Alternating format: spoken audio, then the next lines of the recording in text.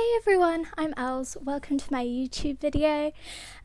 It's very exciting what I'm posting today because I'm hopefully starting a series on here based on a summer literature project that I set up for myself. And this is the first video, and I'm going to be doing an overview of literature from the Middle Ages. Just to warn you, this is not historical based, this is literature based. There might be a dash of context thrown in here and there, but I'm not a historian. Bear that in mind. I'm just a literature nerd. The source that I mainly used is this anthology here.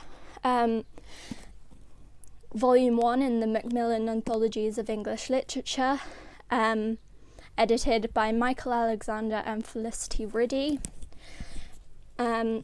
This is the first in a series of books which I'm going to be using mainly as the source for these videos.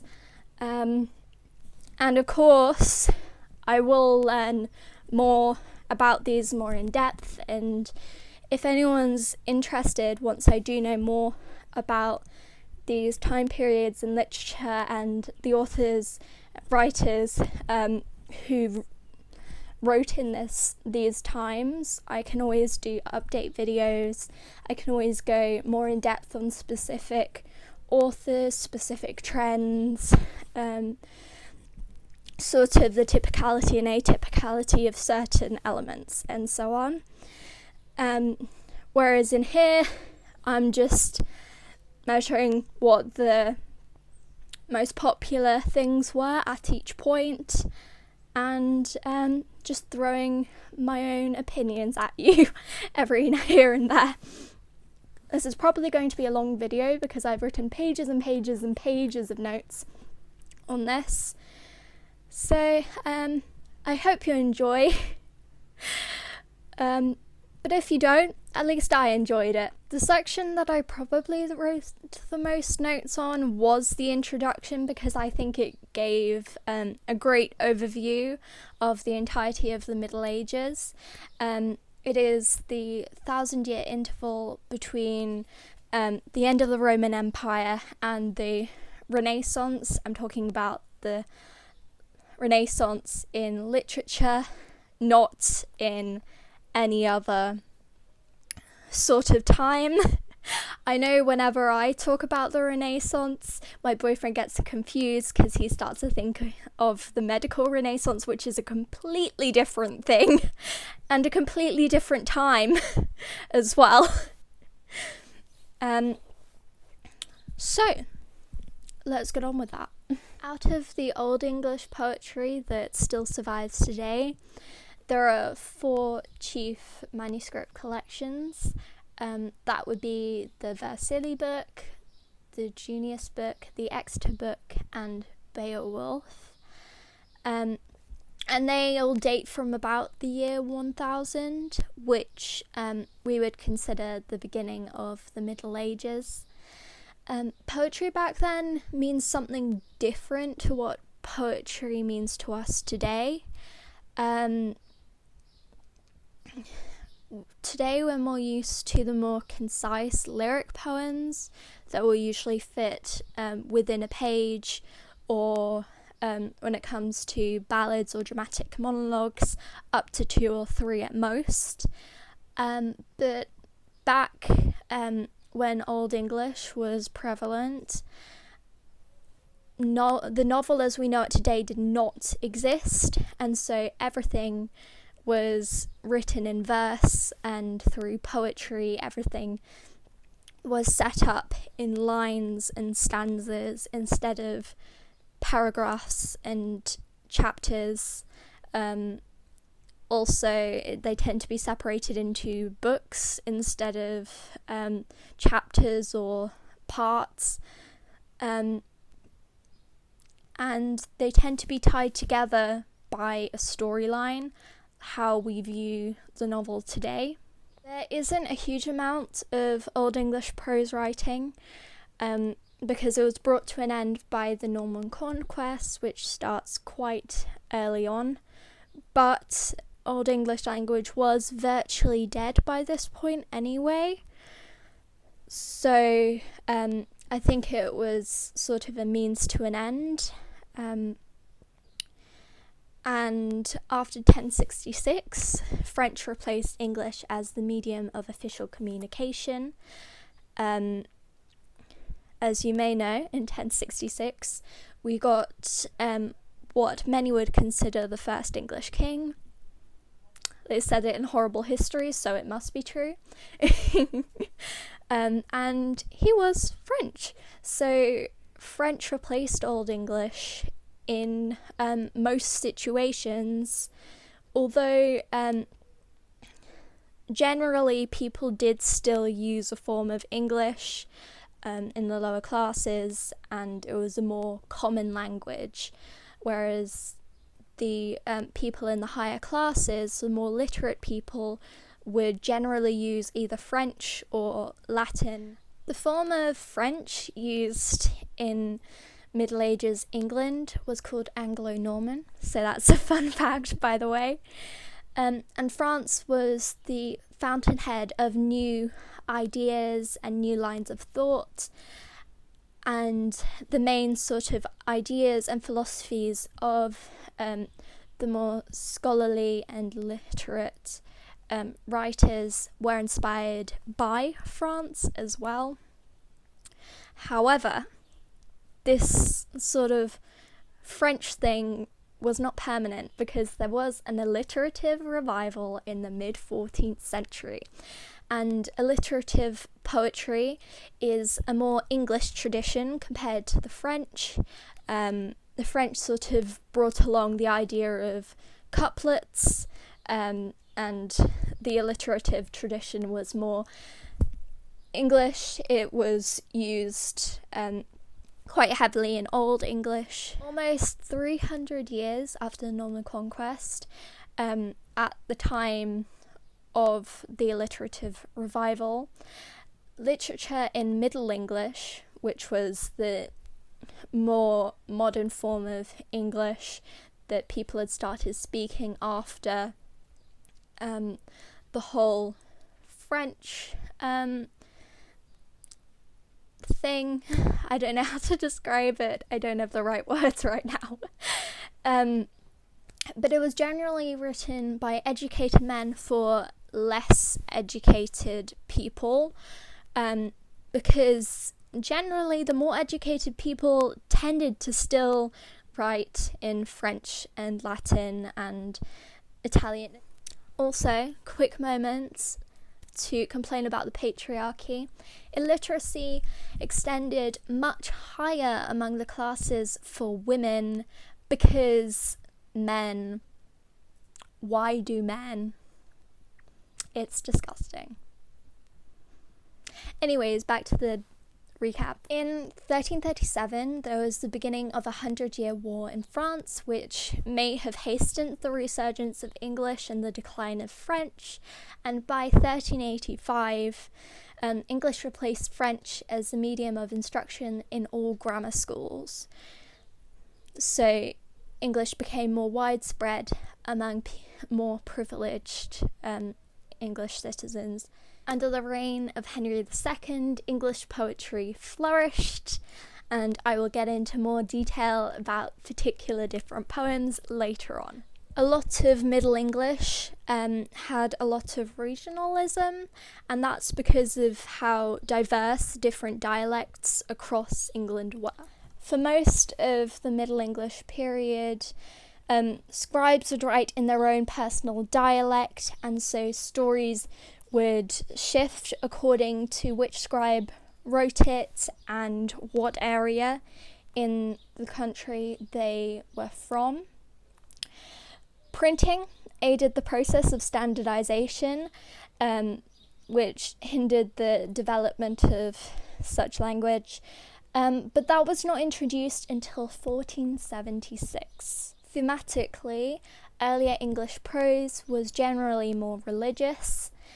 Until the time of Chaucer, and his contemporaries. And at the end of the medieval period, writing in the aftermath of a great diverse period of literature, writers were able to exploit and extend its riches in a way that English contemporaries could not. This next section is on Old English writers, starting with either Bede or Bede. I'm not quite sure how to pronounce it. Like I said, I've learned all of this through reading, so my pronunciation may not be perfect for all of these terms and names. He lived around 673 to 735 AD. He was a Benedictine monk and a scholar. His many Latin works survive, but only one poem in English verse called the Death Song has remained to this day. And both poetry and prose by Bede are heavily religious and impersonal, which completely contrasts to modern poetry, in my opinion, because poetry today I'd consider is a sort of flow of emotional consciousness. So it's very interesting to see how different things were. He was also nicknamed the Venerable Bede, which is a fun nickname to have if you're an Old English writer. In Old English, a very popular form of poetry was riddles, particularly in the 8th century, which was taken up by the clergy of Bede's day. More than 90 Old English riddles are found in the Exeter book, one of the 4 main books mentioned in the introduction. Riddles tend to include playful animism, both primitive and literary, and it's near to the heart of Anglo-Saxons' attitude to language in their poetry, which is full of allusion, disguise, euphemism, and understatement. Most riddles also displayed a true poetic awareness of otherness and identity, which I think is super interesting, and the riddles back then are far more complex, far more meaningful than the riddles of today, and they're a lot more poetic in the Old English riddles in the anthology that I read in translation. The anthology argued that the most remarkable of Old English poems was called The Dream of the Rood, and it was said to be written between the year 700 and the year 1000 AD, of course. It's a 156-line poem in the Vercelli book in the late 10th century. It's a striking development of the riddle tradition, which was mentioned in the little clip before this one, and it was a speech spoken from the point of view of the cross that Jesus was nailed to. So the animism is linked to the sort of riddles and the sort of idea of identity, and also the relation to religion, as most writers were religious in that time. They were most likely monks or clerics. And emphasis in this poem is placed upon the victory of the atonement, which is quite typical of the time because most influential writers of the time were heavily Christian. Now, one of what I would consider the most popular Old English texts today is Beowulf. It probably existed nearly in its present form of 3,182 verses by the early 800s. It's set in southern Scandinavia in the 6th century, which is a lot earlier than it was written, so it is a historical fiction. Yes, even historical fiction existed in history. I still find it funny how throughout history people still are drawn to the same type of styles and texts as now, and it's so cool to compare things like that. It was concerned with human destiny, glory, and vanity, on heroic worth and its outcome. And Beowulf is what Aristotle considered philosophiteron. That probably means something very fancy, but that's what Beowulf is considered by Aristotle. If you take philosophy, you may know more about that than I do.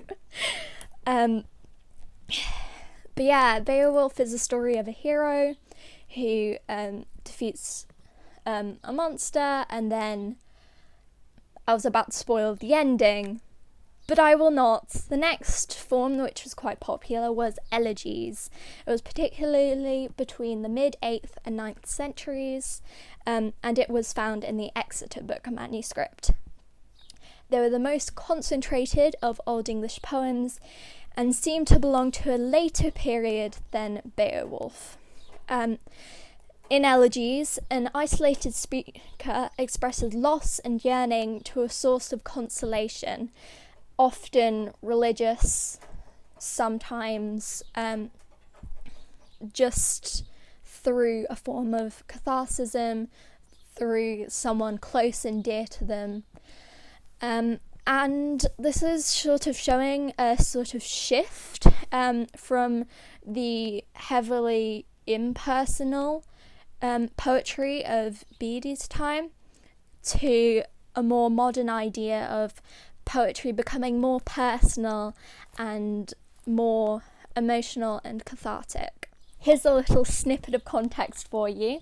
King Alfred, from 848 to 899, when he came to the throne of Wessex, the Vikings had destroyed all of the other English kingdoms, and Latin was virtually dead at this point.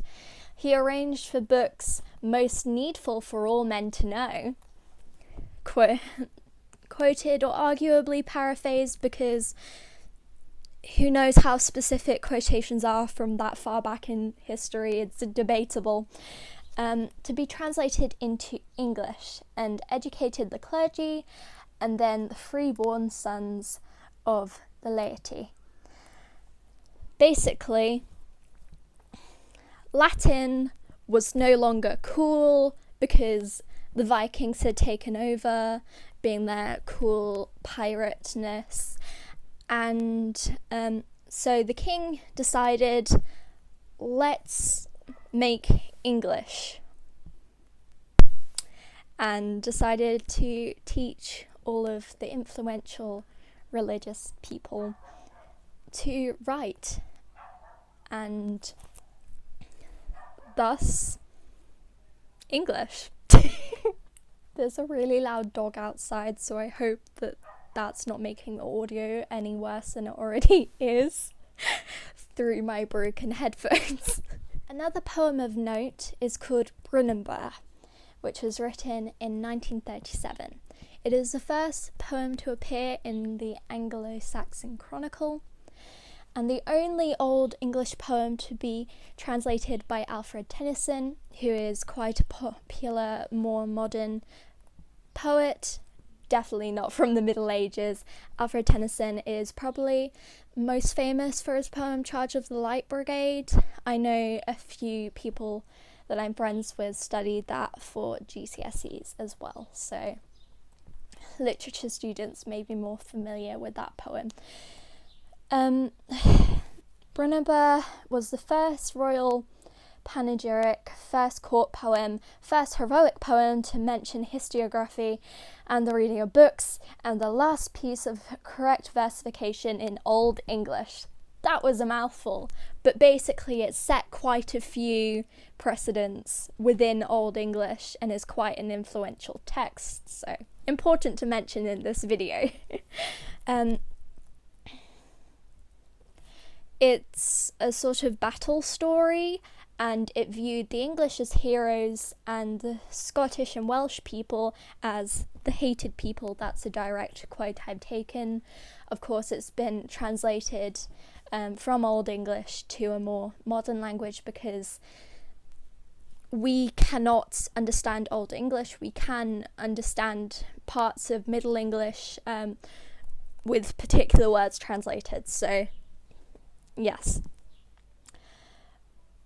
And you can already see here the early ideas of chivalry, which will be introduced more and more later on within this period. And an influential writer is Aelfric. And he was possibly, we don't really know, born around 955 and passed at 1016. He has been called the father of English prose, and over 100 of his sermons have survived. So yet another Christian writer, as many Old English writers were, because they had the most access to education and literacy. His style is oratorical and strongly stressed, trenchantly moral, but also sober and realistic, which you'd sort of see from a religious standpoint. I just think that he's just being loyal to what he believes in. Now, onto Middle English literature, which is the larger section, because I wrote 2 full pages on Middle English and 2 pages on Old English, 6 on Middle English. Oh well. The first text of note is the Peterborough Chronicle, which is a version of the Anglo-Saxon Chronicle, which was maintained for nearly a century after the Norman conquest, I believe. A conquest. It didn't specify in the book, and because I'm not a history buff, I do not know.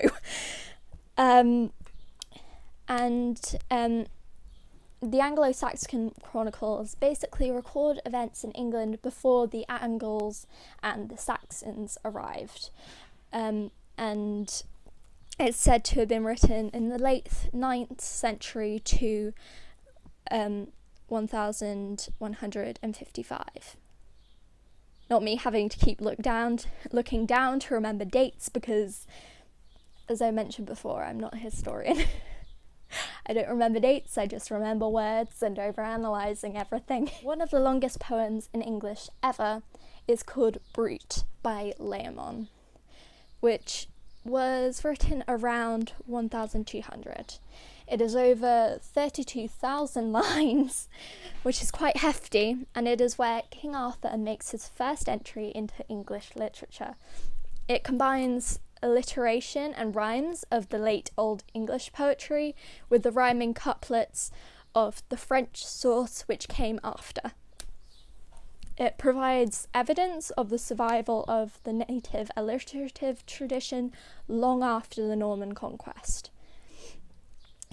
So it's significant in showing how England has stayed true to its past in spite of being conquered by the Normans. Another poem of note is The Owl and the Nightingale. It was between the late 12th and the early 13th century, and takes the form of a debate overheard by the speaker of the poem. The owl is a sombre, stern and markedly clerical character, and the nightingale is a light-hearted spokeswoman for lawful pleasure. They're both women, the characters, and they debate between the merits and disadvantages of summer and winter. The owl prefers winter and the nightingale prefers summer. In the end, neither side wins, and they fly off, and the speaker claims to not have heard who ends up winning, and so it is down to interpretation. Another text of note is Anchoring Wys, an early 13th century text. It was a manual of spiritual guidance for 3 noble sisters who were locked up in cells in order to remove themselves from temptation and to devote themselves entirely to God.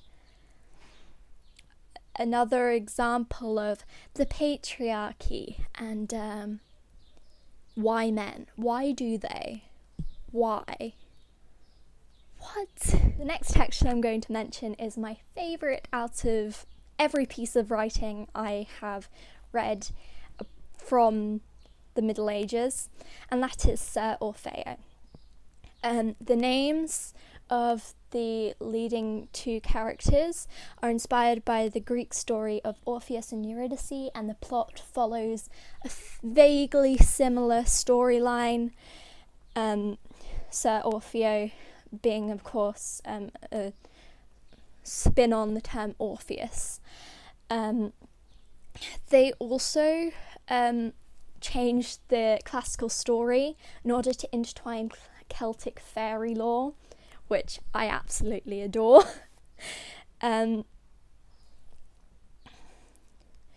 Eurydice,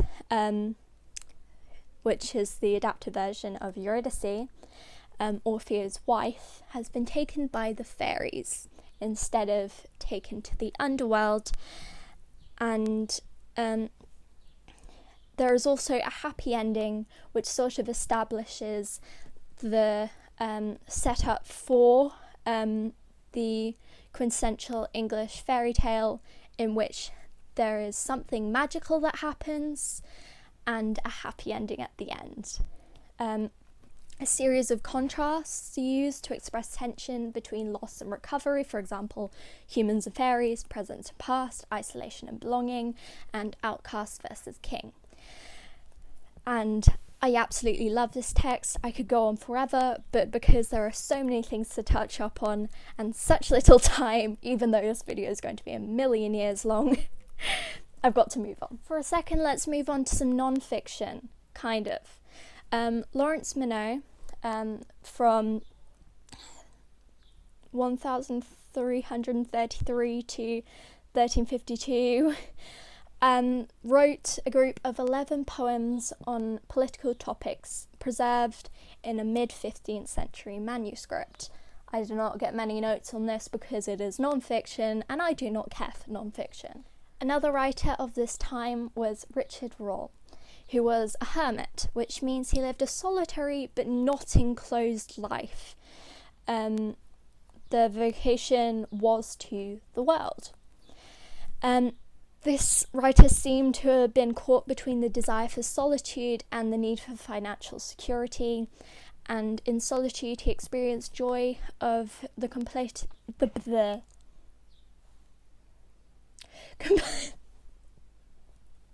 contemplative's love of God. I am speaking so much, I am losing my sense of words. And yet, in spite of being a hermit, that did not interfere at all with his poetry. So he wrote many poems, quite a few of which, as you can tell, there's a theme, are Christian. The next writer on here is John Barber, who lived around 1325 to 95. He wrote historical writings, none surviving apart from one called The Bruce. It was almost 14,000 lines in short couplets and marks the beginning of Scottish literature.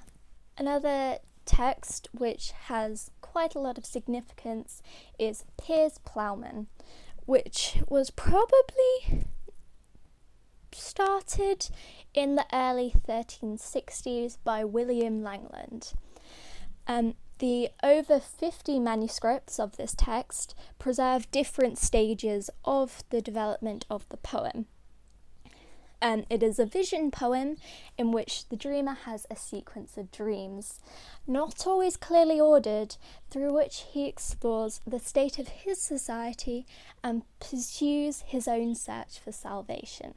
Another poem of note is Robert of Sicily, which is arguably one of the first poems with romantic elements and notions in them. The author is unknown, and it seems to be written around 1350 to 75. It seems to have been one of the most widely read Middle English narratives, apart from those of Chaucer and Gower, which I will talk about later, because they were later on in the Middle Ages. It is often classed as romance, but does not deal with traditional themes of love or war, and criticises princely pride. This next writer is a bit of a liar, okay? He kind of made up stuff, and so kind of created the idea of contemporary fiction, in my view. Maybe, maybe not. Maybe it's just me taking things out of proportion. But he wrote a story about his travels. However, historically, Sir John Mandeville did not go on any travels at all.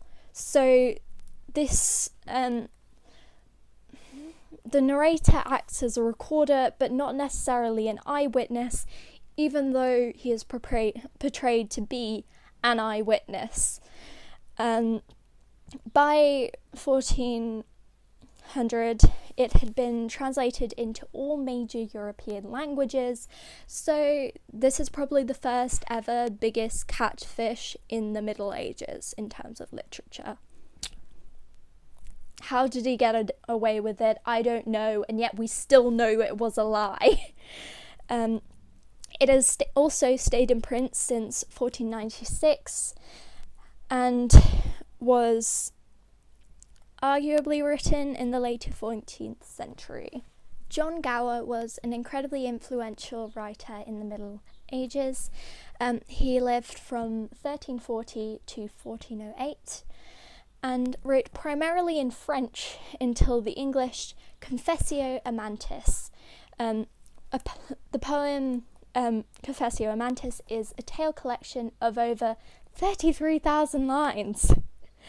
It follows the idea of an unhappy lover who goes to meet Venus, as in the Roman god, because there are still Roman influences in England at this time.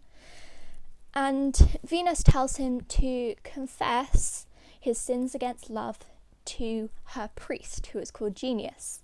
And he does so through over 130 stories. Think of it as a more Western version of 1001 Nights. Is that it? Never mind, I was completely wrong. It's actually called Arabian Nights. But anyway, I'd recommend this. This is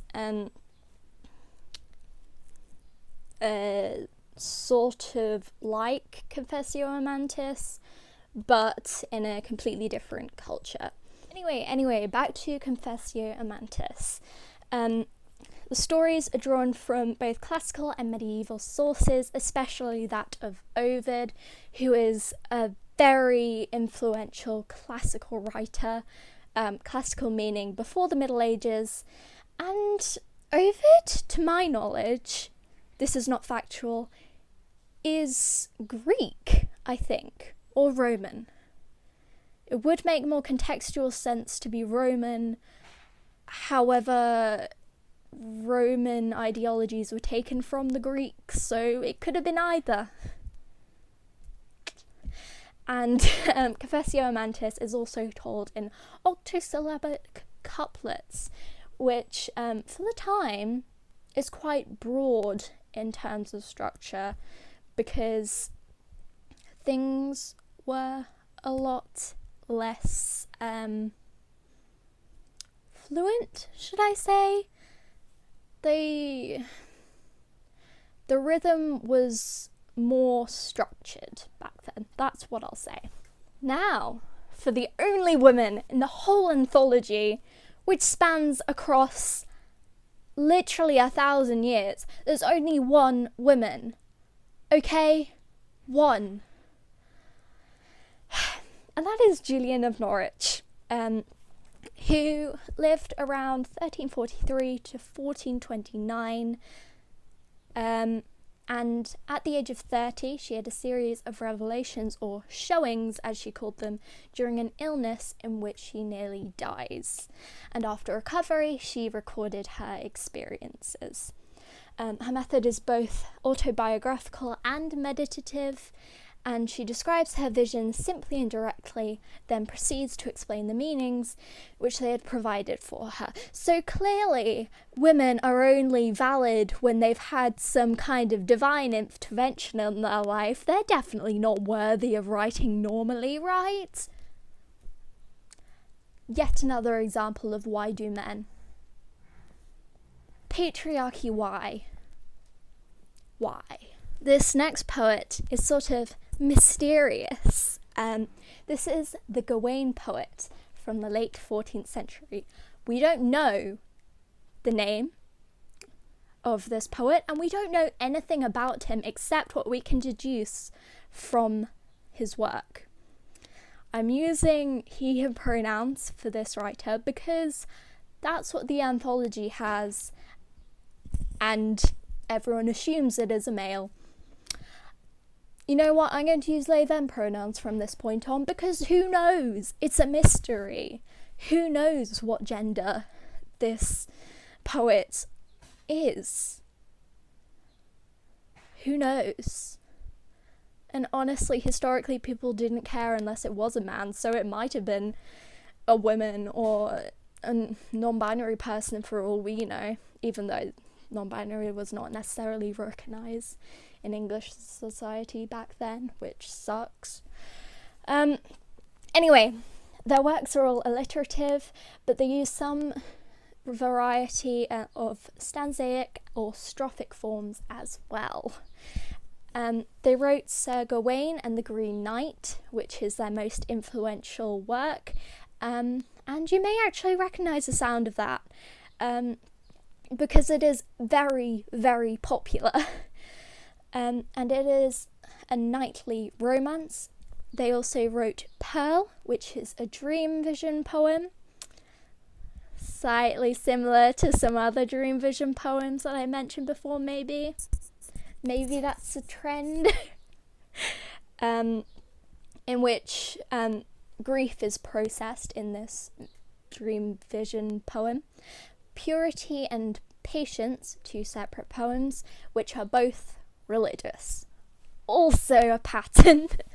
Now, on to probably the only name that most of us will have known of outside of researching into the Middle Ages, and that is Geoffrey Chaucer, who lived from around 1343 to 1400. His command of language allows him to project a range of attitudes and sentiments with great sympathy. Or at least that's what the anthology says. I don't know. I have still not read the Canterbury Tales. It is on my TBR though. He has a persona as a pilgrim, which is a mask, and he uses the character of pilgrims to express continually changing and self-contradictory outlooks. So he likes to criticise people in society, which is fun, which I can appreciate, because that's literally what I'm doing to all of these writers in this video. He also wrote one of the first English poems to show influence of the work of Italian poets Dante and Boccaccio. I do not know how to pronounce it, but I've written it in essays before. They're both very influential Italian poets, and I'll probably speak a bit more on those when I get deeper into the Renaissance, which is the second volume, so I'll have a video up on that very soon as well. The next text I'm going to mention is Morte from the year 1400. Only one copy of this text has survived, and its writer is unknown. It is written in unrhymed alliterative long lines, but the diction is more archaic. It is an account of King Arthur's reign in its entirety. Next, Another influential writer, John Lydgate, who lived from around 1470 to 1449 or 1450. He wrote around 145,000 lines of verse altogether, mostly pedestrian and verbose. He was an admirer of Chaucer, and the Siege of Thebes is his own addition to the Canterbury Tales, which is the main body of work that Chaucer wrote. This is the part where I get to let my theatre geekness out, because this is plays. Specifically, the Corpus Christi plays from the 15th century. It was customary in many towns in England and Scotland from the 14th to the 16th centuries for play cycles to be performed each summer on the feast of Corpus Christi. The plays were performed in procession on the town streets, and they told the whole story of God's intervention in humans' affairs, so that will include both the Old Testament and the New Testament. Each play would be put together by different guilds, which would be a certain trade or craft association in the town. For example, the bakers would put one on, and the blacksmiths would put one on, for example. Only 4 complete cycles of Corpus Christi plays still survive, and the longest of which is York, which consists of 50 plays altogether. The plays lost their function in the Reformation in the 16th century and were suppressed, and now Corpus Christi plays don't take place anymore, which is very sad because it sounds like fun. I think that we should put plays on in procession again. And why don't modern plays have 50 acts? I would definitely be down for that. The next text is Le Morte d'Arthur, which was one of the earliest works of imaginative English prose in the Middle Ages, written by Sir Thomas Malory, who lived around 1416 to 1471. It covers the life and death of King Arthur in 8 separate but related works. So I'd like to argue it's the first fantasy series.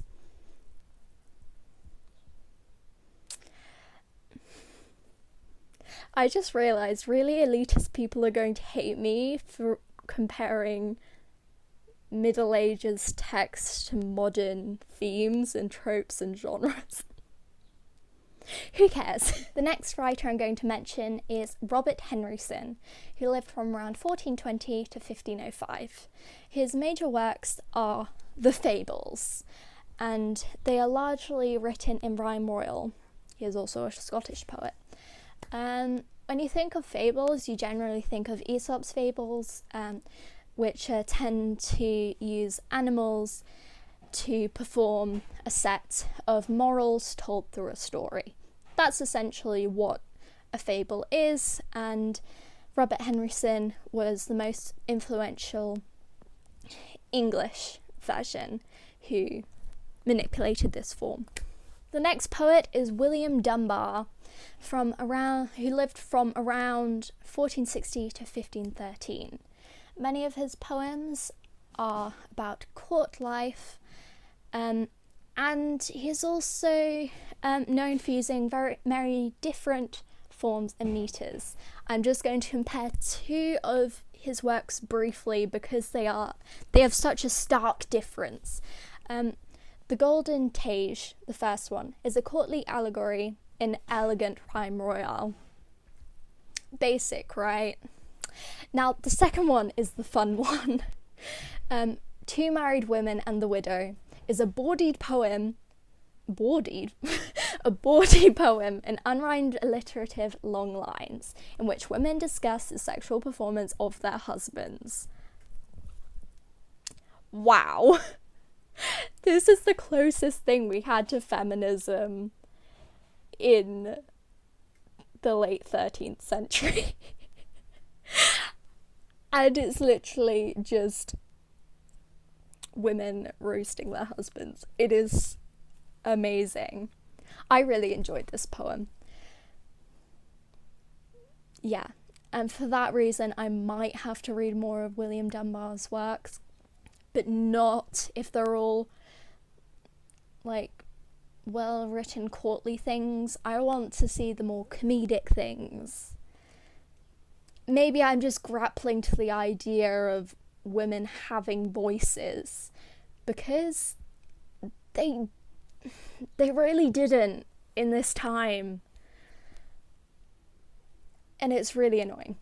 Ooh, quickly, I missed someone. This is more related to context. That is William Caxton. He lived from around 1422 to 1491 or 92. He was England's first printer and made literature accessible to a wider readership. Next influential writer is Gavin Douglas. He lived from around 1476 to 1522. He wrote the first translation of the Aeneid into any form of English. He wrote a 13th book as well, and original prologues to all 13 books in a variety of styles and metres, which is quite fun. And honestly, I would do the same. The last writer I'm going to talk about here is Thomas More, who lived from around 1478 or 9 to 1535. And it is his account of Richard III's usurpation of the throne that we now associate with the stereotypes of Richard III's presentation in media. His story was based on reminiscences and hearsay from around 30 years after events, and his story was taken up by Shakespeare in Shakespeare's Richard III, which confirmed the idea of Richard III being not very well presented in a nice light. He was presented as a bad person. And with Shakespeare, of course, it then became part of national legend. So, that is my overview on writings in the Middle Ages. If you're still here, oh my goodness, thank you so much. That's crazy. If you're not, that's okay. Lol. Wait, if you're not, then you're not hearing this anyway. Whoops. Well, that was all I have to do for today. Thank you so much for watching, and I'll hopefully see you again soon for another video. Bye!